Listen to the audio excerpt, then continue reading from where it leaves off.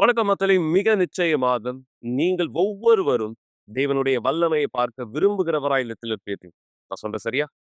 எனவேதான் இன்று ஆலயத்தில் பல மக்கள் விடுதலையாக்கப்பட்டார்கள். இந்த 7 வார ஆவிக்குரிய சுத்திகரிப்பிலே தேவனுடைய சுத்திகரிப்பிற்காக தங்களை விசுவாசத்தோடு இணைத்தவர்கள், அவருடைய பதில்களை பெற்றவராய் ஆலயத்திலிருந்து புறப்பட்டாங்க. நீங்க உங்களுடைய வீடுகளிலிருந்து இந்த நிகழ்ச்சியை பார்த்துட்டு இருக்கீங்களோ?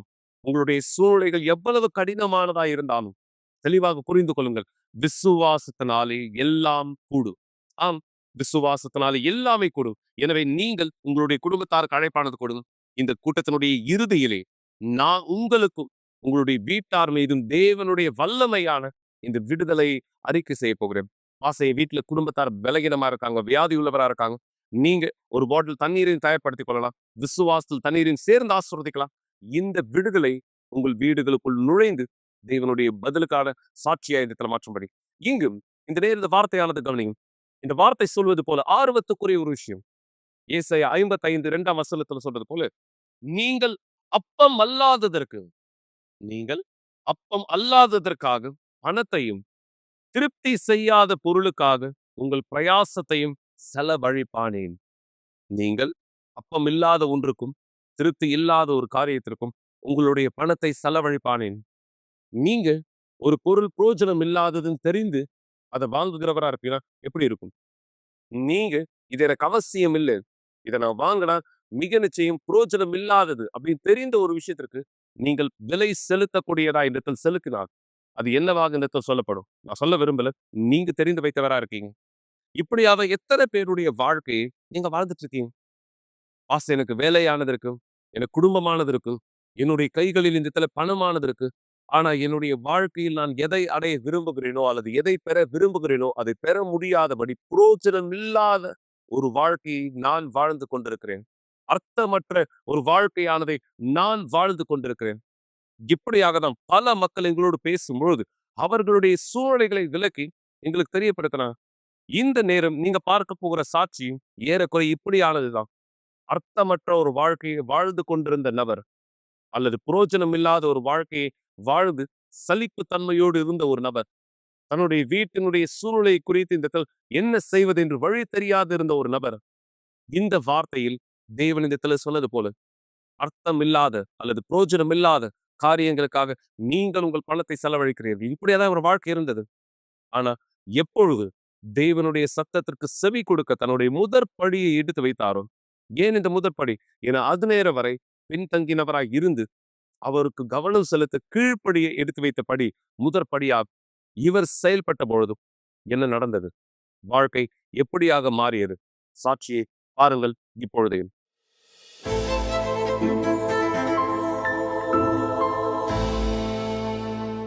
என்னோட பேர் அந்தோனி. நான் கிளாஸ்ரோட்லேருந்து வரேன். என் பண வாழ்க்கை ஆசீர்வாதமாக இருக்குது. என் வீடு, என் பிள்ளைங்களும், எங்கள் குடும்பமும் நாங்கள் ஆசீர்வாதமாக இருக்கோம். ஆனால் இது போல் முன்னாடி இல்லை எங்கள் வாழ்க்கையில். ஆனால் எல்லா கஷ்டத்தையும் நான் பார்த்துருக்கேன். ஆனால் கஷ்டம்னா என்னன்னாக்கா, சாப்பிட்றதுக்கு உண்மையிலே சொன்ன மாதிரி யாரும் எங்களுக்கு உதவி செய்கிறதுக்கு யாரும் கிடையாது. ஆனால் ஒவ்வொரு நாளும் நான் வேலைக்கு போனால் தான் என் குடும்பம் சாப்பிட முடியும். ஆனால் யாருன்னா பசங்க சின்ன பசங்க, அவங்களும் படிக்கிறாங்க.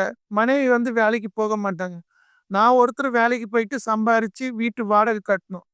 அப்போ என்னன்னாக்கா சம்பளம் 3000 ரூபா, 4000 ரூபா, 5000 ரூபா, அதுக்கு மேலே கிடையாது.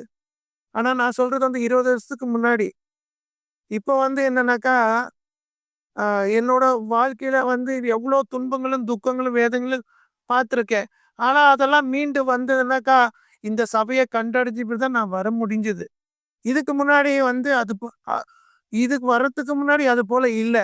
ஆனால் எல்லா கஷ்டத்தையும் துன்பத்தையும் நான் வேதனையும் நான் எதிர்பார்த்துட்டு இருந்தேன். அது கடந்து போயிட்டு இருந்தேன். என் வலியும் வேதனையும் சொல்ல முடியாதது. ஏன்னா இது போல் யாரும் இருக்கக்கூடாதுன்னு நான் நினைப்பேன். ஒவ்வொரு நாளும் கடந்து போகும்போது மனுஷங்களுக்குள்ளே இப்படி ஒரு எண்ணம் இருக்கா அப்படின்ட்டு. போகிற இடத்துலலாம் வேலை இடத்துலலாம் பொறாமை ஜாஸ்தி. யார் நல்லா வேலை செய்கிறாங்களோ அவங்க மேலே குற்ற உணர்வு இருக்கும். நீதியாக நடக்கும்போது, துன்பத்தை பாதையில் நடக்கும்போது அநேக துன்பங்களை நான் பார்த்துருக்கேன் என் வாழ்க்கையில. எனக்கு படிப்பு கிடையாது. இது விட்டா எனக்கு வழி கிடையாது. அப்படின்னு பிள்ளைகள படிக்க வைக்கணும். வாடகை கட்டணும். எப்படியும் அத சமாளிச்சுட்டு போயிட்டே இருப்பேன். ஆனா ஒவ்வொரு நாள் என்னன்னாக்கா, பரவால்ல, பரவால்ல மனசு சொல்லிட்டே இருக்கும். ஒரு பக்கம். பரவால்ல நீ போ. பரவால்ல நீ போ. ஆனா அத வீட்ல சொல்ல மாட்டேன் யார்கிட்டயும். என் கஷ்டத்த என்னோட போட்டும். ஆனா என் மனைவிக்கு தெரியும். அவரால இவ்வளவுதான் செய்ய முடியும். இவ்வளவுதான் பண்ண முடியும்னு தெரியும்.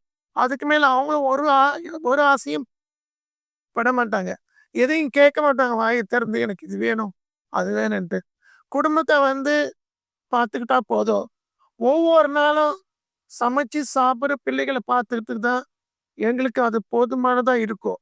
ஆனா அதுக்கு மேல ஏதாவது வந்துச்சுன்னா, எங்களால சமாளிக்க முடியாது.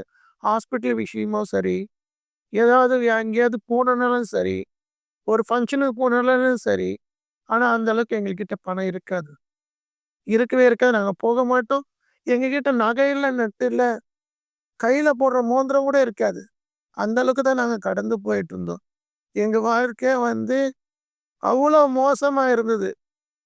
நாங்க இப்படிதான் இருக்கணும் அப்படின்னு நெனச்சு ஒரு காலத்துல ஒரு நேரத்துல நெனச்சது உண்டு. இதுக்கு மேல நம்ம ஒண்ணும் பண்ண முடியாது. ஒண்ணும் நம்மளால வளர முடியாது. ஆனா என்ன பண்றது இதுக்காகன்னா, நம்ம சம்பளமே இவ்வளவுதானே. இதுக்கு மேல என்ன பண்ண முடியும்? நம்ம குடும்பம் இப்படிதான் இருக்கும். இப்படிதான் போகும் அப்படின்னு நெனச்சுட்டு தான் இருந்தேன்.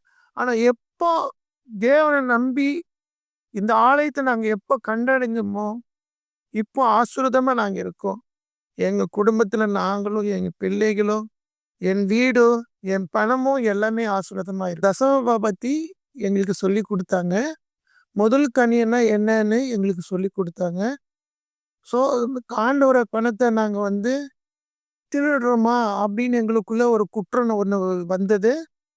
அவங்க சொல்ற ஒவ்வொரு வார்த்தையும் நாங்க கீழ்ப்படிய ஆரம்பிச்சோம்.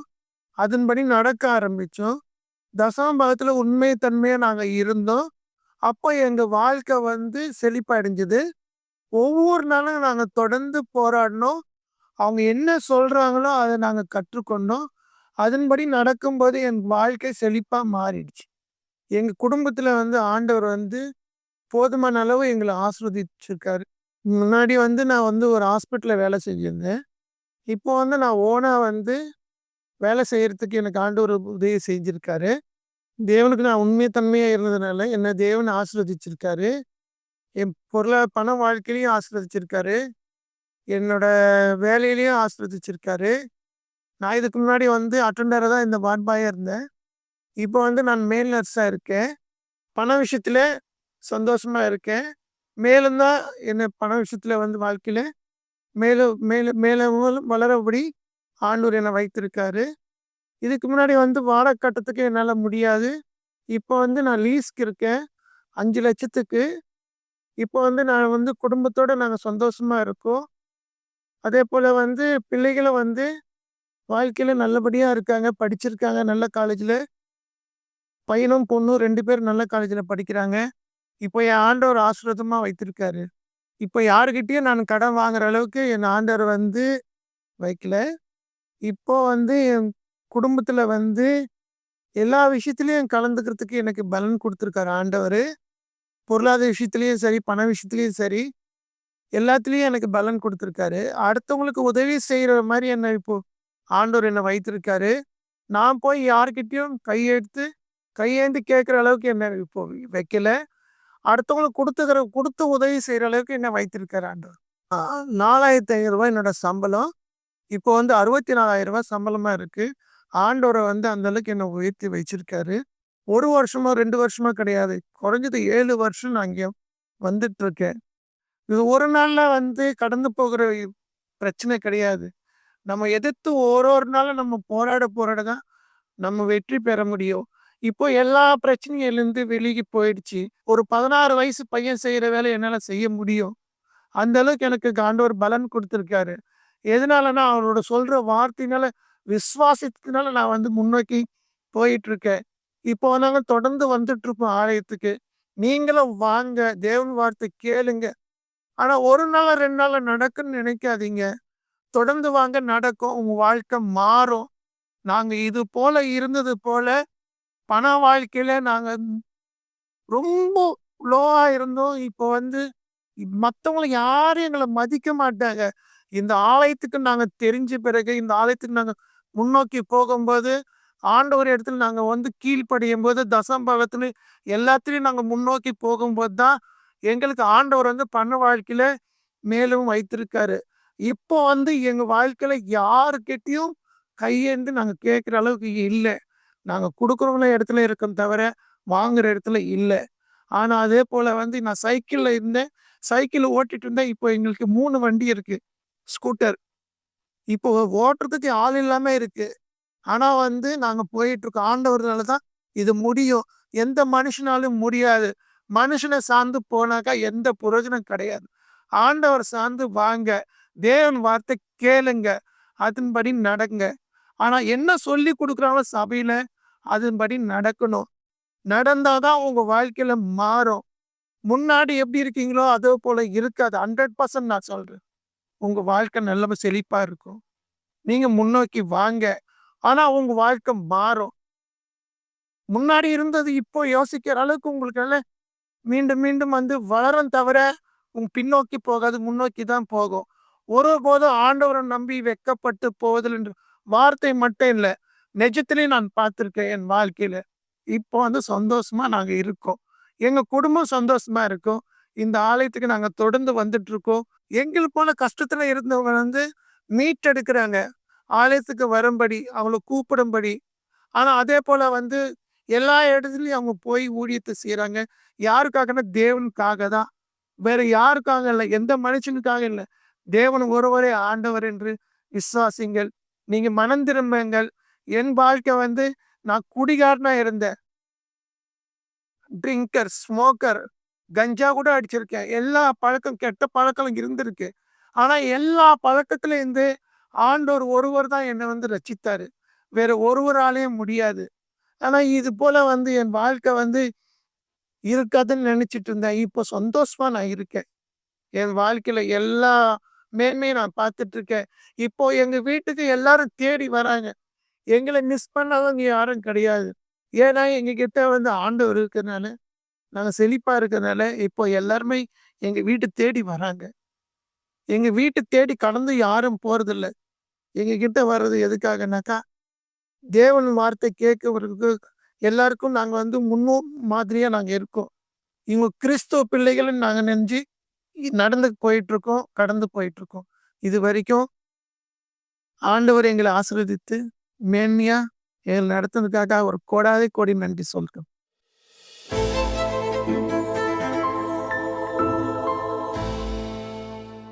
நல்லது மக்களே.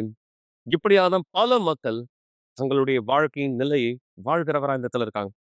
நீங்க வெளிவேஷத்தினாலே உங்களுடைய வாழ்க்கை என்ன இல்லையோ அது மற்றவர்கள் தெரியக்கூடாதுன்றதுக்காக வெளி வேஷத்திலே எத்தனை பேர் பொய்யான தோற்றத்திலே வாழ்க்கையை வாழ்கிறவரா இருக்கீங்க.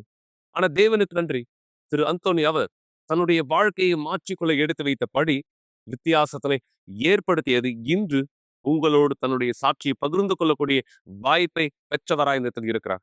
இது தேவன் உங்களுக்கு செய்ய விரும்புறார். ஆனா நீங்க இந்த நேரம் ஒரு சின்ன வீடியோ இந்த இடத்துல பாருங்க.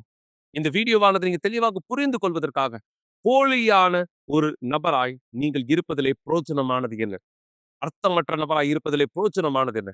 நீங்க இந்த வீடியோ பார்க்கும்போது நான் என்ன பேச வரேன்றது இன்னும் தெளிவா புரிந்து கொள்ள முடியும். பாருங்கள் இப்பொழுதே.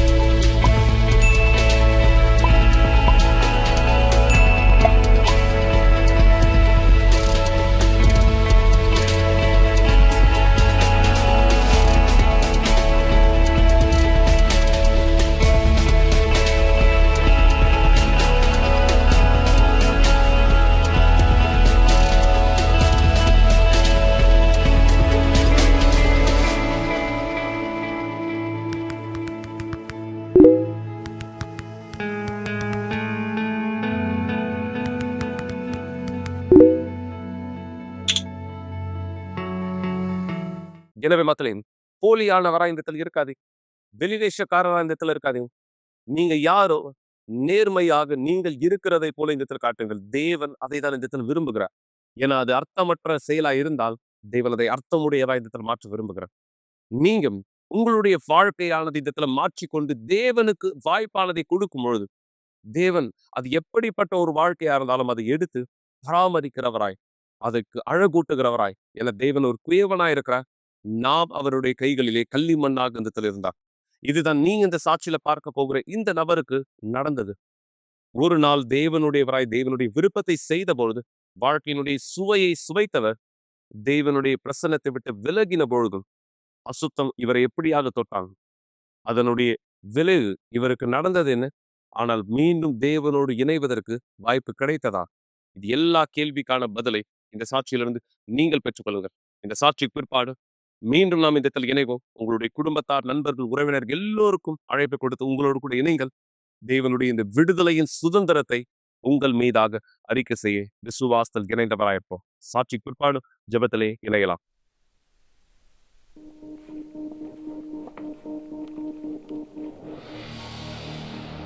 நானும் என்னுடைய மனைவியும் துணையாளராக இருந்தோம். அந்த நேரத்தில் எங்கள் ஆவிக்குரிய வாழ்க்கை சரியா இல்லை. ஏன்னா நாங்கள் பீடத்து முன்னாடி போய் ஜெபிப்பதை நிறுத்தி விட்டோம்.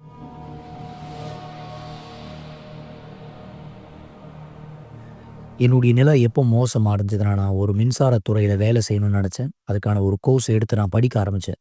நான் நினச்சேன் இது மூலமாக என்னுடைய பண வாழ்க்கை ஆஸ்வதிக்கப்படும். ஆனால் அதுக்கான வேலை நான் இருந்த இடத்த விட்டு நான் வெளியே வேறு ஒரு இடத்துக்கு போய் வேலை செய்ய வேண்டியதாக இருந்துச்சு. அவர் எப்போ கேட்டலான் போறோம்னு சொன்னாரோ, நான் அவர்கிட்ட சொன்னேன், என் அன்பே, நம்ம திருமணமாகி ரொம்ப வருஷம் ஆகல. நான் கேட்டேன், உங்களுடைய பண வாழ்க்கைக்கு முக்கியத்துவம் கொடுத்து இங்க இருந்து வேற இடத்துக்கு போக போறீங்களா? ஒரு தருணத்தில் போதகர் கூட என்கிட்ட வந்து பேசினார். அவர் சொன்னார், இந்த மாதிரி உன் நிலையில் நான் இருந்தேன்னா கண்டிப்பாக நான் போக மாட்டேன். அப்படி அவர் சொல்லி கூட நான் போனேன். அது எனக்கு நான் ரொம்ப தூரத்தில் போன மாதிரி இருந்துச்சு. அது மட்டும் இல்லை, அந்த மின்சாரத்துறையில் எனக்கு மிக முக்கியமான ஒரு பொறுப்பு கொடுத்துருந்தாங்க.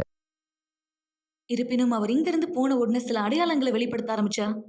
அப்ப நாங்க பேசுவோம். நான் கேட்பேன், என் நண்பை இன்னைக்கு ஆலயத்துக்கு போனீங்களா? அவர் சொல்லுவாரு, இல்ல நான் போல, அல்லது நான் போனேன் ஆனா ரொம்ப தாமதமாயிடுச்சுன்னு. அப்ப நான் அவர்கிட்ட சொல்லுவேன், இல்ல என் நண்பே, இந்த மாதிரி நீங்க செய்யக்கூடாது. நான் ஒரு நிலையில் அவங்ககிட்ட போய் சொன்னேன், என்னை பரிமாற்றம் செய்யுங்க, நீ இங்கேருந்து வேற ஏதாவது ஒரு இடத்துல டிரான்ஸ்ஃபர் பண்ணிடுங்க. அப்போ சரியான நேரம் கிடைக்கல. மாற்றுறதுக்கான சரியான நேரம் கிடைக்கல. அதுக்கப்புறமா நான் வேலை செய்கிற அதே இடத்துல எனக்கு ஒரு நண்பர் அறிமுகமானார். அவர் வந்து என்கிட்ட பேச ஆரம்பித்தார், பாரு இது வந்து இன்னும் அதிகாரம் கொடுக்கப்படலை இதை செய்யறதுக்கு. ஆனால் இதை நம்ம செஞ்சால் நம்ம இன்னும் அதிகமாக பணம் பார்க்கலாம். ஆனால் எனக்குள்ளே இருந்த அந்த பண ஆசைனால, பண தேவையினால, அது எனக்கு தப்புன்னு தெரிஞ்சும் கூட அந்த மாதிரியான வழியில் வரக்கூடிய பணத்தை நானும் ஏற்றுக்கொண்டேன். அவர் எனக்கு பணம் அனுப்புவார். நானும் யாருக்கும் சொல்ல மாட்டேன். அந்த பணத்தை எனக்கு அவர் அனுப்பிச்ச பிற்பாடு அந்த பணம் எனக்கு ரொம்ப தேவையாக இருந்துச்சு. நான் அப்படி தான் நினச்சேன். எனக்கு அந்த பணம் தேவை. என்னுடைய எதிர்கால வாழ்க்கையில் எனக்கு அந்த பணம் தேவை நினச்சேன். என்னுடைய சம்பளம் ரொம்ப குறைவாக இருந்துச்சு. இந்த பணம் எனக்கு உதவி செய்யும் அப்படின்ற எண்ணம் எனக்குள்ளே இருந்துச்சு. அது கொஞ்ச காலம் வரைக்கும் எனக்கு தப்பாக தெரியல. நான் என்ன நினச்சேன், நான் தப்பு பண்ணல. அவர் தான் தப்பு பண்ணிட்டு இருக்காரு. அந்த ஆளு தான். ஆனா உண்மையில நானும் தப்பு பண்ணிட்டு இருந்தேன். அவர் செய்த தவறுக்கு நானும் ஒரு கூட்டாளியா இருந்தேன். அவர் செய்த அதே பாவத்தை நான் செஞ்சுட்டு இருந்தேன். நான் கவனிக்க ஆரம்பிச்சேன், அவர் ஆவிக்குரிய வாழ்க்கையில சரியா இல்லை. அவர் செயல்ல, அவர் பேசும்பொழுது அல்லது அவர் அமைதியா இருக்கும் போதே தெரிஞ்சுது. அது வெளிப்படுத்தினது இவர் ஆவிக்குரிய வாழ்க்கையில சரியா இல்லை. அந்த நிலை ரொம்ப மோசமான ஒரு நிலையா இருந்துச்சு. நான் தவறு செஞ்சுட்டு இருந்தனால என்னுடைய மனசாட்சி என்னை குற்றப்படுத்துச்சு. தேவனுடைய வார்த்தை கூட எனக்கு பாரமா கேட்க ஆரம்பிச்சது. ஏன்னா நான் செய்த தவறுனால சில நேரத்துல நான் கூட்டத்தை விட்டு வெளியே இருந்து போயிடுவேன். துணையாளர்களுடைய துணியை நான் போட மாட்டேன். புதன்கிழமை ஆலயத்துக்கு வர மாட்டேன். வெள்ளிக்கிழமை ஆலயத்துக்கு வந்தா யூனிஃபார்ம் போட மாட்டேன் துணையாளர் துணியை. நான் போக போக என்னை எப்படி பார்த்தேன்னா, நாகமான் மாதிரி. நாகமானுக்கு இருந்த குஷ்டரோகம் மாறி. எனக்குள்ள அந்த குஷ்டரோகம் இருக்கிற மாரி நான் அப்படிதான் என்னை பார்த்தேன். ஆவிக்குரிய குஷ்டரோகி மாறி இப்படிதான் நான் இருந்தேன்.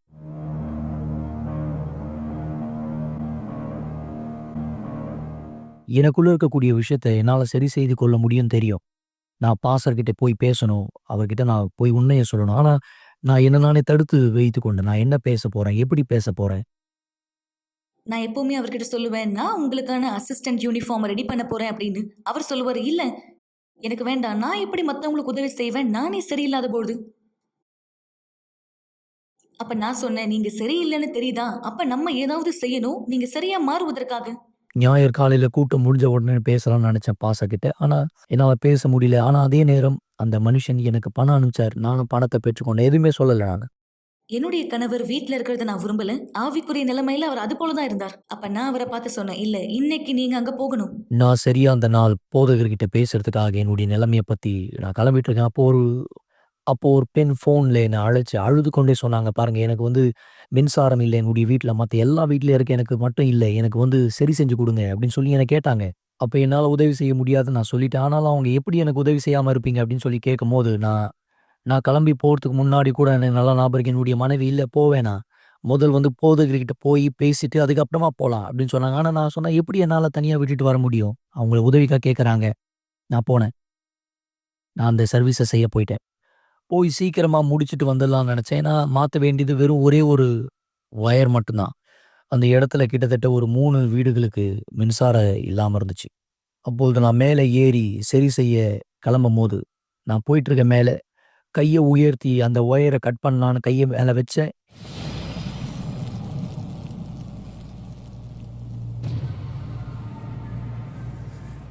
நான் அந்த கம்பிய தொட்ட உடனே 3800 வாட்ஸ் என்னுடைய உடம்புல பட்டுச்சு. என்னால கண்கள திறக்க முடியல, பேச முடியல. அப்படியே மேலேயே நடுங்கிட்டு இருந்தேன். கம்பிய புடிச்சுக்கிட்டே. அந்த நடுக்கத்திலேயே அப்படியே நடுங்கிக் கொண்டே மேலேருந்து கீழ விழுந்துட்டேன். கீழ விழும்போது தான் நீங்க பார்க்குற இந்த பின்னாடி எனக்கு மேல அடிபட ஆரம்பிச்சது. ரத்தம் பயங்கரமா போச்சு. அவர் உண்மையாலே வேதனைப்பட்டார். அந்த நேரம் ஒருத்தர் வந்தார். அவருக்கு முதல் உதவி எப்படி செய்யணும்னு தெரியும். அந்த நேரம் அவர் அவருடைய விரல எடுத்து மேத்யூவுடைய வாயில வச்சிருந்தார். அப்ப நான் கேட்டிருந்தேன், "உதவி செய்யுங்க. அப்படி இல்லைன்னா இவர் மரித்து போவார்." அவருடைய நாக்க அவர் முழுங்கிடுவார் போல. அந்த நேரம் ஏறக்குறைய அவருடைய விரல்களையே அவர் இழந்திருப்பார். நான் சொல்ல மறந்துட்டேன். அந்த நேரம் நான் 6 மாசம் கர்ப்பமா இருந்தேன்.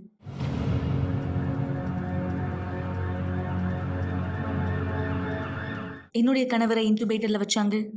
முழுசா அவர் அங்க 30 நாள் இருந்தார்.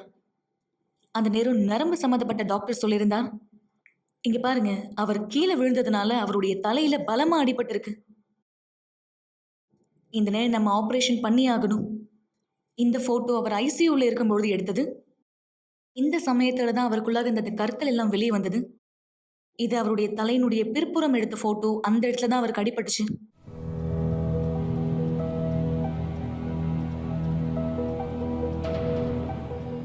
நான் பார்த்தேன், பிசாசு அவருடைய ஆத்துமாவை எடுக்க பார்த்தான். அது தெளிவா தெரிஞ்சது. அந்த நேரம் நாங்க இஸ்ரவேலின் சிறப்பு நிகழ்ச்சியில இருந்தோம்.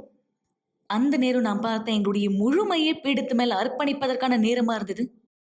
ஏன்னா அது வெறும் என்னுடைய தியாகம் மட்டும் கிடையாது, அவருடைய தியாகமுமா இருந்தது. ஏன்னா அபாயத்துல இருந்தது அவருடைய ஆத்துமா. நான் நினைச்சேன், இப்போ என் கணவர் இறந்துட்டார்னா அவருடைய ஆத்துமா எங்க போகும்?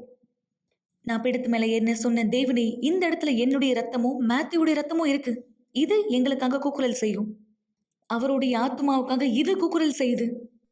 என்னுடைய மனைவி எப்படி பீடத்து மேல எனக்காக போராடிட்டு இருந்தாங்களோ, அதேபோல நான் ஆவிக்குரிய விதத்துல நான் மருத்துவமனையில போராடிட்டு இருந்தேன். எனக்கு சுயநிலையே இல்ல. நான் ஏதோ வேறு ஒரு உலகத்துல இருந்த மாதிரி நான் நெனச்சுட்டு இருந்தேன். அந்த நிலையில நான் இருக்கும்போது எனக்கு நடந்த ஒரு விஷயம் ரொம்ப நிஜமா இருந்துச்சு. எனக்கு நேரா ஒரு தூதுவர் வந்தாரு.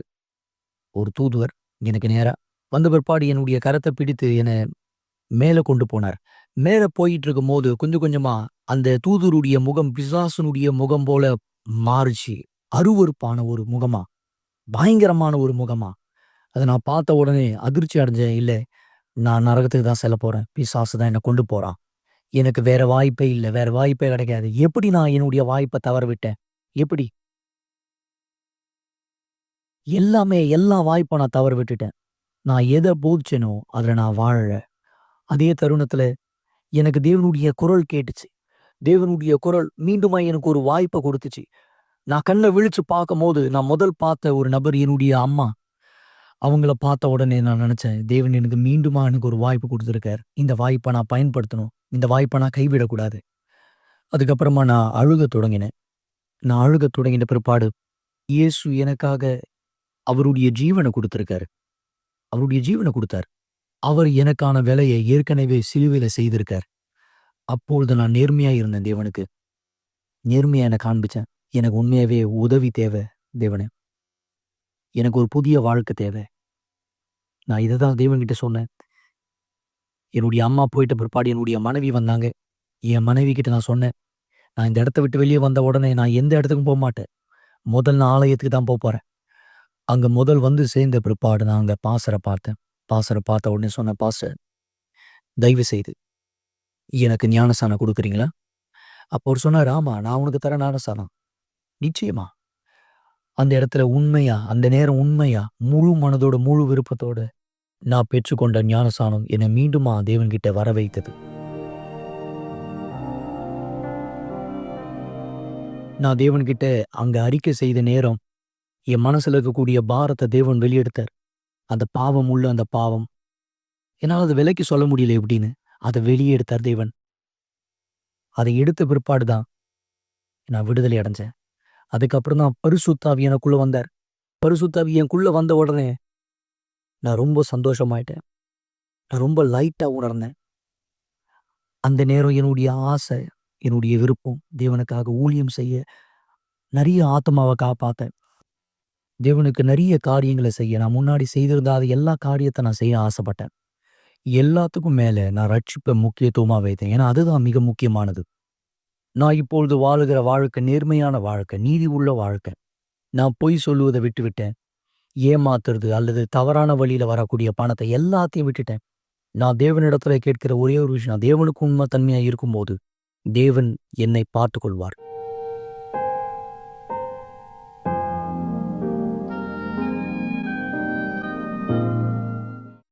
ஒரு மனுஷன் வாழுகிற நிலை மிக முக்கியம் கிடையாது. இல்ல அவருக்கு இருக்கக்கூடிய அதிகாரம். ரட்சிப்பு தான் இருக்கிறதுலே மிக முக்கியம். என்ன மாதிரி அநேக பேரு வாய்ப்புகளை தவற விடுறாங்க. வாய்ப்புகளை பாவம் செய்த பிற்பாடு அந்த பாவத்தை மனம் திரும்புவதற்கான வாய்ப்பு வரும்போது அதை தவற விடுறாங்க. என்னெல்லாம் ஞாபகம் இருக்கு, என்னுடைய மனைவி என்கிட்ட சொன்னாங்க, "ஞாயிற்றுக்கிழமை வாங்க பாஸ்டர் கிட்ட பேசலாம்." ஆனா நான் பாவம் செய்திருந்த அந்த ஆள் நான் ஒதுக்கி விட்ட அந்த வாய்ப்பை. சில நேரத்துல நண்பர்கள், நீங்க ஒதுக்கி விடும்போது உங்களுக்கு வாய்ப்பு இருக்காது மனம் திரும்ப. ஒருவேளை கடைசி வாய்ப்பு உங்களுக்கு வராம கூட போலாம். நிறைய பேருக்கு வராம போற மாரி. ஆனா என்னுடைய கேஸ்ல, என்னுடைய வாழ்க்கையில கடைசி வாய்ப்பு வந்தது. அதை நான் பெற்றுக்கொண்டேன். அதை நான் பெற்றுக்கொள்ளாமல் இருந்தேனா, நான் இந்த நேரம் நரகத்துல இருந்திருப்பேன். நான் மீண்டும் ஒரு முறை ரட்சிப்புக்கான வாய்ப்பை பெற்றுக்கொண்டேன். ஆனா துரதிர்ஷ்டவசமா நிறைய ஜனங்க இந்த கடைசி வாய்ப்பை பெற்றுக்கொள்ளவில்லை. ஒருவரும் உங்களுக்கு வெளிச்சத்தின் நாளை கொடுக்காவிட்டாலும், உங்களுடைய சத்தத்தை கேட்பதே பாரமாக தோன்றினாலும், உங்களுக்கு தேவையான பலத்தையும் நம்பிக்கையும் பெறுவதற்கான ஒரே வழி ஜெபம். தயவு செய்து உங்களுடைய கண்களை மூடியிருங்கள். இது ஜெபத்தின் நேரமா இருக்கிறது. நேற்றும் இன்றும் என்றும் மாறாத தேவனே, இதோ இந்த மக்கள் யார் இந்த நிகழ்ச்சியை இந்த நேரம் பார்த்து கொண்டிருக்கிறார்கள், தன்னுடைய குடும்பத்தாருக்காய் இந்த விசுவாசத்தை செயல்படுத்துகிறவராய், தன்னுடைய கரங்களில் தண்ணீர் பாட்டில்கள் இந்த இடத்தில் ஏந்தி கொண்டிருக்கிறவராய், விடுதலையை இந்த இடத்தில் நோக்கமாய் உடையவராய் இருக்கிறார்கள். நீர் எங்களுடைய விடுதலையை செய்கிற கர்த்தராய் இருக்கிறேன். ஆம், குமாரன் விடுதலை செய்தால் மெய்யாகவே விடுதலை ஆவீர்கள் என்று உடைய வார்த்தை சொல்லப்பட்டது நிறைவேறும்படி, யார் வியாதி உள்ளவராய், பலகீனராய், பிரச்சனைகளிலும் கடினங்களிலும் மூழ்கடிக்கப்பட்டவராய், தோல்வியினுடைய அவமானத்தின் வலி வாழ்கிறவராய் இருக்கிறாரோ, எல்லா சூழ்நிலைகளையும் மாற்றும் தேவன். இந்த நேரம் ஆலயத்தில் இந்த நாள் மக்கள் விடுதலையை பெற்றது போல, ஏதோ இந்த நேரம் விசுவாசிக்கிற இவர்கள் மீது விடுதலையை அறிக்கிடுகிறேன். உம்முடைய பலத்த கைகளில் இவருடைய வாழ்க்கையின் வல்லமை இந்த வெளிப்படுத்தும். இந்த நபர் மீதும் இவர் குடும்பத்தின் மீதும் குணமாத்தலை, விடுதலை, ஆசீர்வாதத்தை கட்டளிடுகிறேன். இயேசு கிறிஸ்துவின் சர்வ வல்லமையான பெயரால் பரிசுத்த ஆவியானவரே, விடுதலை பெற்றுக்கொள்ளுங்க மக்களை. விசுவாசிக்கிறவர் சொல்லுங்கள், ஆமென். தேவன் உங்களுக்கு இந்த விடுதலை கொடுத்திருக்கார். இந்த சுவையை சுவைத்து பாருங்க. வருகின்ற ஞாயிற்றுக்கிழமை ஆலயத்தில் மிக முக்கியமான ஒரு நாள் என்று சொல்ல முடியும். தேவனுடைய ராஜ்யத்திலே நீங்கள் நுழைய விரும்பினால் உங்களுக்கான வாய்ப்பு, ஆசை, இது குறித்து எனக்கு இன்னும் தேவை, விளக்கங்களை நான் தெரிந்து கொள்ள விரும்புகிறேன். தொலைபேசியில் தொடர்பு கொள்ளுங்கள் அல்லது நேரடியாக ஆலயத்தில் வரவேற்கப்படுகிறீர்கள். தேவன் உங்களையும் உங்கள் வீட்டையும் ஆசீர்வதிப்பாராக.